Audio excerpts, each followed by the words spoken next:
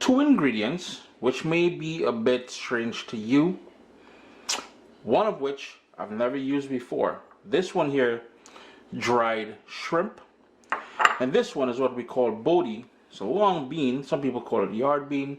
I think my Guyanese brothers and sisters call it bora, and you'll see these quite a bit in the supermarkets now. And if you go to the Asian supermarket or the East Indian markets and all that, you will find these dried shrimp. And there's a punch of flavor in that. ChrisCaribbeanPod.com, we're doing bodi with dried shrimp. You're going to love this one, man. Stay tuned, if not for curiosity, for the taste. Keeping in mind, I am based in Canada, and these grow in the tropical countries. These two, notice how they went discolored. It's limp. It's not green. That goes in the rubbish. But back to my original. So what I wanted to say was, they're not the best quality, but I'm not complaining. You want them to be a nice light green like some of these ones here. But if you can't get these, any sort of the same recipe, string bean, French beans, all those things will work as well. But try to get the yard bean. It is a wicked recipe, yeah? So I'm going to show you the traditional way. I saw my mom would do this. So she would take one of these. She would pinch off the top and pull back down. And you see that tiny little string? Rubbish. And she's going to break it about a 1 inch snap, pull down, and she's going to try and pull back any sort of string that you see there. That's going to be tough, but that's how she's going to do. She would do it and pull back the little string and get rid of it. Now I'm going a little modern, so what I'm going to do is the stems. So I'm going to hold 3 of them, and the stems I'm going to cut into the rubbish, and then we're going to go about 1 inch like so. And that's all you're going to do. After you do that, you're going to wash it and put it in a bowl for us to get cooking.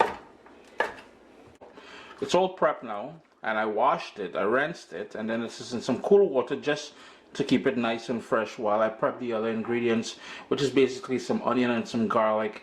And if I find tomato in the fridge, some tomato will make an appearance as well. Let's jump to cooking now.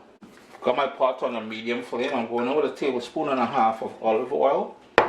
And since the pot is warm, I'm going to go in with 3 large cloves of garlic that I just gave a rough chop to. At this point, right away, we're going to turn the heat down to low. And here is where we're going to introduce that dried shrimp to the pot. But that is where that flavor. And you know, when I cook, and when I teach you guys what I do in the kitchen here, black pepper, it's all about layers of flavor. So we got that garlic, we got that dried shrimp, and if you like salted codfish, salted seafood and stuff like that, that shrimp there is it's got a ton of flavor, Jed.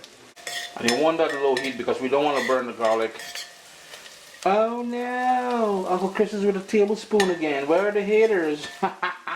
Can't believe people is stressed out because I use a small spoon in my cooking. 1 more minute, and then we're gonna start adding the prepped bodi to the pot. Man, what a lovely flavor and scent. Well, a lovely scent we're getting out of that fried shrimp there. And you know, my Guyanese brothers and sisters, I spoke about them earlier and calling bodi bora. The other thing they do quite well is they like to cook their bora or bodi with shrimp as well. So you guys are gonna love this one. Simple. Now, turn up your heat to medium and start adding that schwa.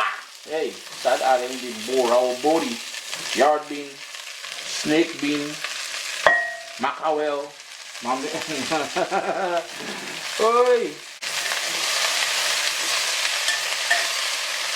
Give that a stir because we want to coat the bodi with all that lovely flavor from that garlic and that shrimp. And I kid you not, the amount of flavor you're getting from them 2 simple ingredients there is just insane. Insane, I tell you. I'm going to go in with 1/4 cup of water. That's going to help sort of steam cook everything. We spoke about building flavors and layers of flavor.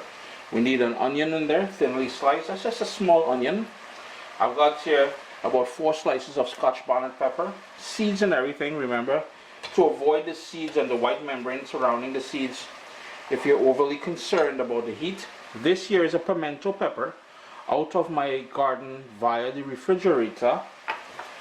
It's been frozen from last season. I'm just going to give that a rough chop. And a pimento pepper You can find it at your favorite West Indian grocery store. Some Asian grocery stores have it. It has the aroma of a Scotch bonnet pepper, but no heat, just pure flavoring. Nice flavors. And that is what we call a seasoning pepper or a pimento pepper. Finally, a tiny bit of salt. We're going to adjust the salt later because that dried shrimp will have a salty element to it as well too. I'm going to turn my heat down to low, and I'm going to put the lid on here and allow that to cook until it gets tender. Now, just before I put the lid on here, I thought I'd share something with you. If you really wanted to stretch this dish for more people, or to add a bit more body to it, you can certainly go in with a couple potatoes thinly sliced. Just keep in mind that the potato has to cook in the same amount of time as the bodi without overcooking everything. It's been 25 minutes now, and I stirred it about 2 or 3 times already. I'm going to give it a final little stir. Here's where you're going to taste it for salt and adjust that salt. I like to finish it off with a little bit of tomato. You guys know I like to eat, well, everybody eat with the eyes first. And that little pop of color there, that little bright red is going to be attractive and everything else. Plus the acidity, and we talk about building flavors. Part of building flavors is also balance. And the acidity from the tomato is going to help balance off things. Chris here, CaribbeanPot.com. I'm going to turn the stove off, put the lid on, and let that tomato soften up in there. Always a pleasure having you guys here in the kitchen with me. Bodi with dried shrimp. To me, we're going to push this another step. Let me quickly show you guys. When my mom would make this for us, and I mentioned earlier, it would be with leftover yam, and we would eat it with roti, salad roti. She would pull out the ponga, or the pestle. This is a wooden one, and she would go in and crush everything. All those pieces of yam, she would crush it, and that would be the base to be able to stretch it. Because remember, we didn't have a lot of yam because it was just leftover, but for everybody to have some, she would crush it like this and then serve it with hot roti.